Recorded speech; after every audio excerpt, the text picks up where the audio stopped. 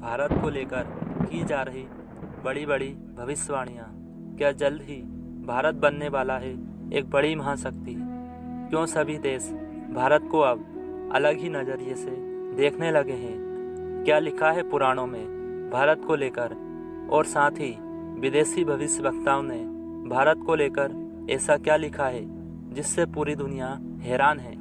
अब तेजी से जगन्नाथ धाम, बद्रीनाथ धाम, केदारनाथ धाम से कैसे मिल रहे हैं कलयुग के अंत के संकेत? और अब कौन कौन से देश हैं जो खत्म होने वाले हैं? जानेंगे भारत को लेकर की गई इन चौंकाने वाली भविष्यवाणियों में। इसलिए वीडियो को अंत तक जरूर देखें और चैनल पर नए आए हैं तो कृपया चैनल को सब्सक्राइब कर साथ में बेल आइकन प्रेस करें ताकि सनातन धर्म से जुड़ी सही जानकारी आपको मिलती रहे। पुराणों में कहा गया है कि एक ऐसा समय होगा जबकि भारत पर यवनों का राज होगा। यह राज हम देख चुके हैं। फिर लिखा था कि मलेच्छों का राज होगा। यह राज भी हम देख चुके हैं। मित्रों, पुराणों में बद्रीनाथ और केदारनाथ धाम के रूठने का जिक्र मिलता है। पुराणों के अनुसार कलयुग के 5000 वर्ष गुजर जाने के बाद पृथ्वी पर पाप का साम्राज्य होगा। कलयुग अपने चरम रूप में आ जाएगा। तब कलयुग में पाप कर्म करने वाले मनुष्यों की संख्या अधिक से अधिक बढ़ जाएगी। इस संसार में अधर्म का साम्राज्य तेजी से बढ़ जाएगा।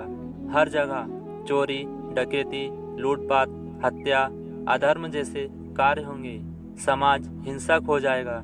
लोग एक दूसरे की संकट में सहायता नहीं करेंगे और इंसान की हत्या करने में जरा भी नहीं हिचकिचाएंगे। लोगों की आस्था लोभ और काम पर आधारित होगी। जो बलवान और धनवान होगा उसी का शासन होगा। तब इंसानों की आयु 10 से 20 वर्ष ही रह जाएगी। मनुष्य 16 वर्ष की आयु में ही वृद्ध हो जाएंगे। सच्चे भक्तों की कमी होगी। ढोंगी और पाखंडी व्यक्ति साधु बनकर समाज की दिशा तय करेंगे।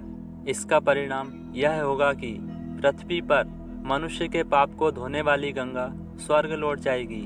गंगा के पृथ्वी से लौटने की घटना का वर्णन श्रीमद् भागवत पुराण में मिलता है। पुराणों में यह भी कहा गया है कि वृंदावन और काशी को छोड़कर सभी तीर्थ पृथ्वी का त्याग कर देंगे। कलयुग के जब 10,000 वर्ष हो जाएंगे तब शालिग्राम, शिव, शक्ति और जगन्नाथ जी भी पृथ्वी का त्याग कर अपने लोक को प्रस्थान कर जाएंगे। जोशीमठ में स्थित नरसिंह भगवान की मूर्ति का एक हाथ साल दर साल पतला होता जा रहा है। माना जाता है कि जिस दिन यह कलाई टूटकर गिर जाएगी उस दिन नर और नारायण पर्वत आपस में मिल जाएंगे और बद्रीनाथ का मार्ग पूरी तरह बंद हो जाएगा। इससे भक्त बद्रीनाथ के दर्शन नहीं कर पाएंगे। कहते हैं कि ब्रह्म, धर्मराज, त्रिमूर्ति के दोनों पुत्र नर और नारायण ने यहाँ वन में तपस्या की थी जिससे इंद्र का घमंड चकनाचूर हो गया। बाद में यही नर और नारायण द्वापर युग में कृष्ण और अर्जुन के रूप में अवतरित हुए जिन्हें हम विशाल बद्री के नाम से जानते हैं। मानता है कि जब केदारनाथ और बद्रीनाथ के कपाट खुलते हैं उस समय मंदिर में एक दीपक जलता रहता है। इस दीपक के दर्शन का बड़ा महत्व है। मानता है कि 6 महीने तक बंद दरवाजे के अंदर देवता खुद इस दीपक को जलाए रखते हैं। उत्तराखंड में आई प्राकृतिक आपदा इस बात की ओर संकेत करती है कि आने वाले कुछ वर्षों में बद्रीनाथ और केदारनाथ भक्तों से नाता तोड़ लेंगे और भक्तों को भविष्य में इनके दर्शन प्राप्त नहीं हो पाएंगे। बद्रीनाथ की कथा के अनुसार सतयुग में देवताओं को, ऋषि मुनियों को एवं साधारण मनुष्यों को भगवान विष्णु के साक्षात दर्शन प्राप्त होते थे। इसके बाद आया त्रेता युग। इस युग में भगवान सिर्फ देवताओं और ऋषि मुनियों को ही दर्शन देते थे। लेकिन द्वापर युग में भगवान यहाँ से विलीन हो गए और इनके स्थान पर एक विग्रह प्रकट हुआ। ऋषि मुनियों एवं साधारण मनुष्यों को इस विग्रह के दर्शन से ही संतुष्ट होना पड़ा। शास्त्रों के अनुसार सतयुग से लेकर त्रेता युग तक पाप का स्तर बढ़ता गया। भगवान के दर्शन दुर्लभ होते गए। द्वापर युग के बाद आया कलयुग। जो वर्तमान में चल रहा है। यदि बात करें जगन्नाथ मंदिर की, तो यहाँ से कलयुग के अंत के संकेत मिल चुके हैं। जब भगवान जगन्नाथ का अपमान होगा, मंदिर की परंपराओं में अव्यवस्था होगी। जगन्नाथ मंदिर में प्रतिवर्ष नव कलेवर की रस्म होती है। इस रस्म में पुरानी मूर्तियों को बदलकर नई मूर्तियां स्थापित की जाती है।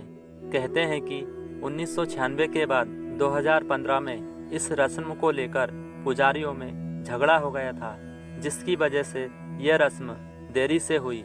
उड़ीसा में कई लोगों ने इसे भगवान जगन्नाथ के अपमान और परंपराओं को खंडित करने के तौर पर देखा। इसके बाद यहाँ की अव्यवस्था सभी के सामने उजागर हुई। इसके साथ ही जगन्नाथपुरी के मंदिर के गुंबद से पत्थर गिरने की घटना वर्ष 1842 से लेकर अब तक लगभग 15 से 16 बार हो चुकी है।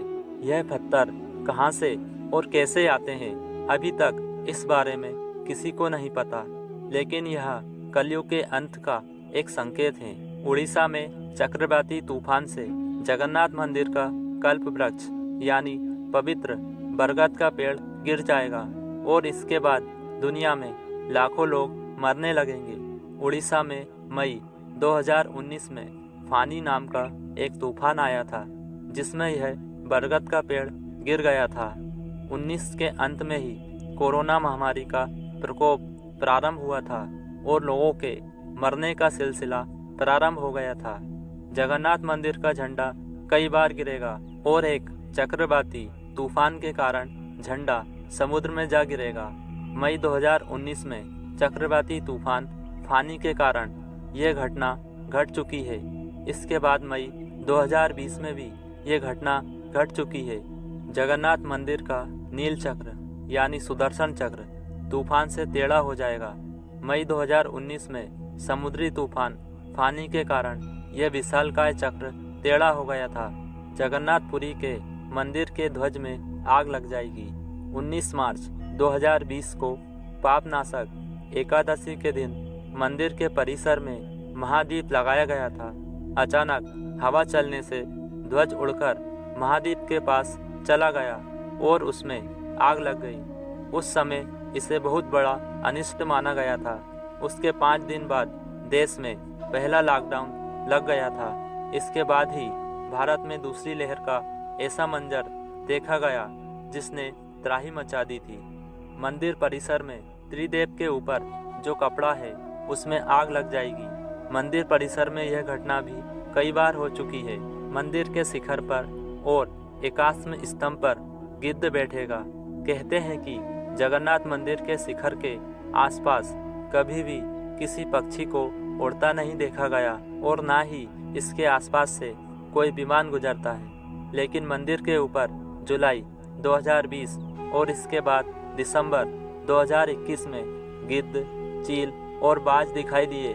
मंदिर के शिखर, ध्वज, एकाश्म स्तंभ और नील चक्र पर ये पक्षी बैठे हुए दिखाई दिए थे। जगन्नाथ मंदिर में बार बार रक्तपात होगा, खून के धब्बे मिलेंगे। ये घटना भी घट चुकी है। मंदिर परिसर में बार बार खून के धब्बे मिल रहे हैं, कभी झगड़ों के कारण तो कभी अन्य रहस्यमयी वजह के चलते खून के धब्बे देखे गए। कई बार मंदिर का शुद्धिकरण करके महाअनुष्ठान किया गया है। उपरोक्त भविष्यवाणी सत्य हो गई है। इसका मतलब यह है कि कलयुग का अंत आ चुका है और विनाश का समय अब प्रारंभ होने वाला है।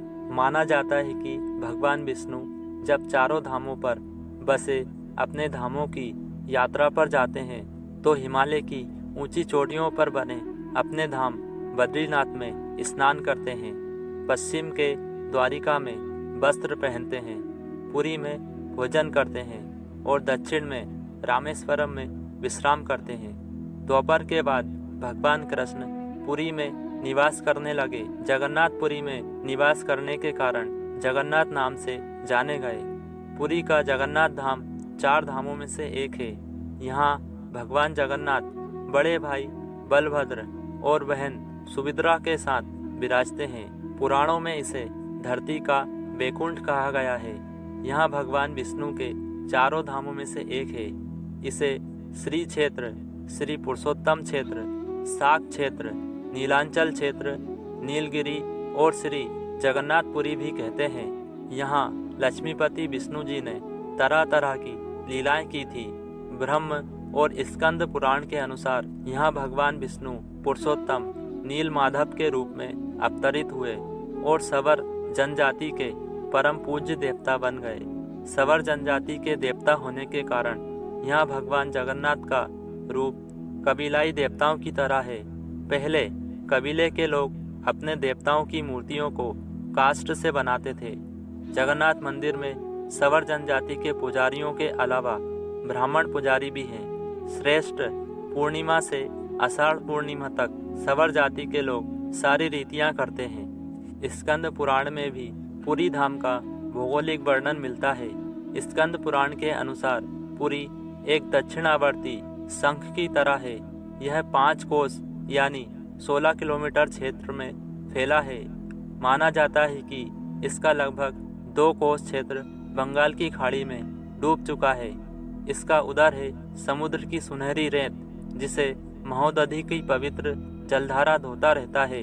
सिर वाला क्षेत्र पश्चिम दिशा में है, जिसकी रक्षा महादेव करते हैं। शंख के दूसरे घेरे में शिव का दूसरा रूप ब्रह्म कपाल मोचन विराजमान है। माना जाता है कि भगवान ब्रह्मा का एक सिर महादेव की हथेली से चिपक गया था और वह यहीं आकर गिरा था। तभी से यहाँ पर महादेव की ब्रह्म रूप में पूजा की जाती है। शंख के तीसरे वृत्त में माँ बिमला और नाभि स्थल में भगवान जगन्नाथ रथ सिंहासन पर विराजमान है। इस मंदिर का सबसे पहला प्रमाण महाभारत के वन पर्व में मिलता है। कहा जाता है कि सबसे पहले सवर आदिवासी विश्व बसु ने नील माधव के रूप में इनकी पूजा की थी। आज भी पुरी के मंदिरों में कई सेवक हैं जिन्हें देतापति के नाम से जाना जाता है।